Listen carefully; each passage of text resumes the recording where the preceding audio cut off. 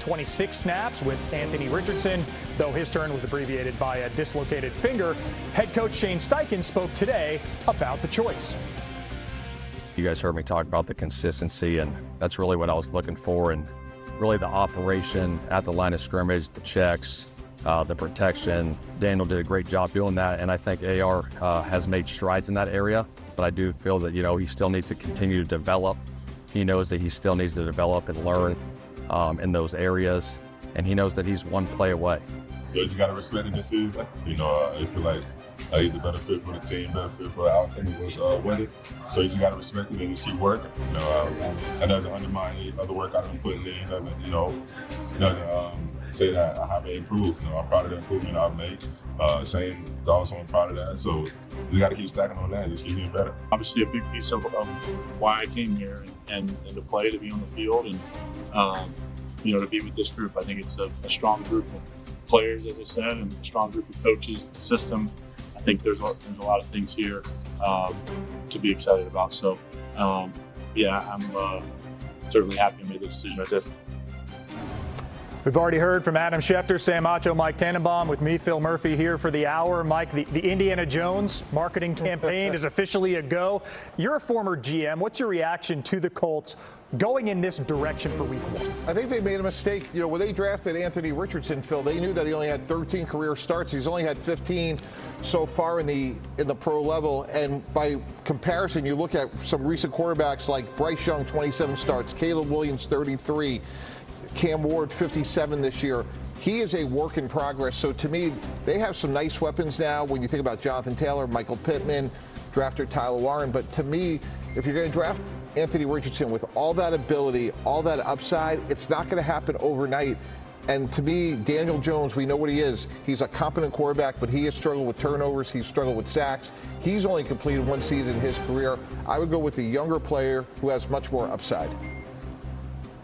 Yeah, the difference, though, is that this was a competition, and Anthony Richardson did not win the competition. I'd argue that Daniel Jones didn't win it either. He just didn't lose it. I don't think this was a far and away win by Daniel Jones, but the coaches are saying, who do we trust more? And going back to even just that broken pinky play, right, where Anthony Richardson wasn't able to adjust to the blitz and take that sack. It was not a lot of trust that is being put forward for Anthony Richardson. Both Richardson and Jones looked inconsistent for a majority of the preseason. There were some flashes where they looked good, but neither looked consistent. Neither inspired too much confidence. Now, I will say this. The lesser turnovers when it comes to when it comes to Daniel Jones. So I think that's why he's able to earn this spot. Mike, you touched on it a minute ago. It's not terribly common for a team to move on, not just from a first-round pick, a top 5 pick so quickly. Anthony Richardson's 23. He's younger than Bo Nix, Michael Penix, down the line, Caleb Williams. Do you think his time in Indy is over? Not necessarily. Again, Daniel Jones has had trouble with durability himself, as Coach Steichen alluded to. So he has to be mentally ready to go because he is one snap away. And look, when somebody is that young and that experienced and so talented, I would be extremely reticent if I was Indianapolis to give up on him. We could look at Baker Mayfield, Geno Smith, Sam Darnold, at recent sort of examples of quarterbacks that have been at 4 different teams until they sort of hit their potential. And Mike, you bring up Baker Mayfield, Geno Smith, Sam Darnold, 3 quarterbacks who once were high picks, who went on to become the type of quarterbacks that many expected. I think that's what the Colts are expecting right now with Daniel Jones, and it's certainly possible that Anthony Richardson will have that opportunity in the future. And the question is whether it'll be in Indianapolis, because after this season, the Colts are going to have to make a decision about whether or not to pick up the 5th-year option in Anthony Richardson's 2027 season, which would be the 5th year of his rookie contract. As it stands, if he doesn't play this year, can't imagine that they would be picking up the 5th-year option on a quarterback who hasn't played much. But if the circumstances change, Richardson could find a way to play himself into that. And if not, then he would have the opportunity to go somewhere else to try to become the latest version of those quarterbacks that you mentioned, Baker Mayfield, Geno Smith, and Sam Darnold. Yeah, but the best thing that Anthony Richardson can do right now is to continue to compete. I understand that Daniel Jones has been named the starter. I understand that Shane Steichen said he doesn't plan on making any changes. But Daniel Jones' play could have a change be necessary. So Anthony Richardson, from a mental standpoint, needs to continue to get the mental reps. I understand people say that you have to let him play because he's young. Well, get those reps in practice, even if it's on scout team. Stay mentally ready and don't see this situation as a defeat, because his opportunity could come a lot sooner than expected. So he needs to be ready when that other opportunity comes again. And ESPN's FPI has week 1 against the Dolphins as a functional coin flip, and then Indy's favored, according to ESPN Analytics, in 3 of the next 5. So early litmus tests for the Colts. More QB1 news out of Cleveland. The Browns announced yesterday Joe Flacco is going to start their opener. The 40-year-old Flacco was widely expected to win this job over Kenny Pickett and rookies Dylan Gabriel and Shedeur Sanders, who have all dealt with injuries in camp. Coach Kevin Stefanski addressed this news today. Yeah, he earned it, and I understand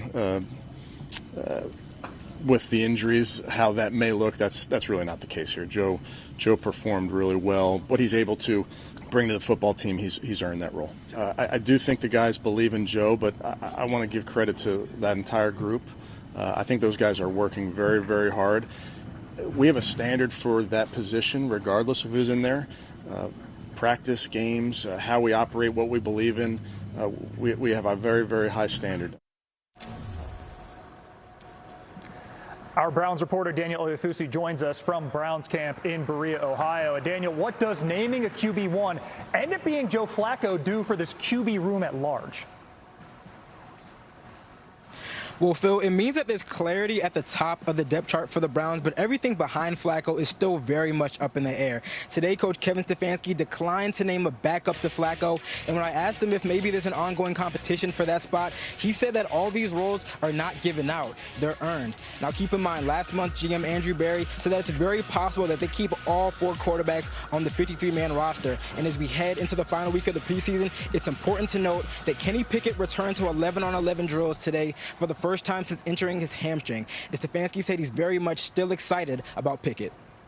And Daniel, this is a team that when Flacco was starter 2 years ago, they went 4-1 in those games, ultimately going 11-6, and 11 wins ties the franchise high going all the way back to 1986. Daniel, thank you so much.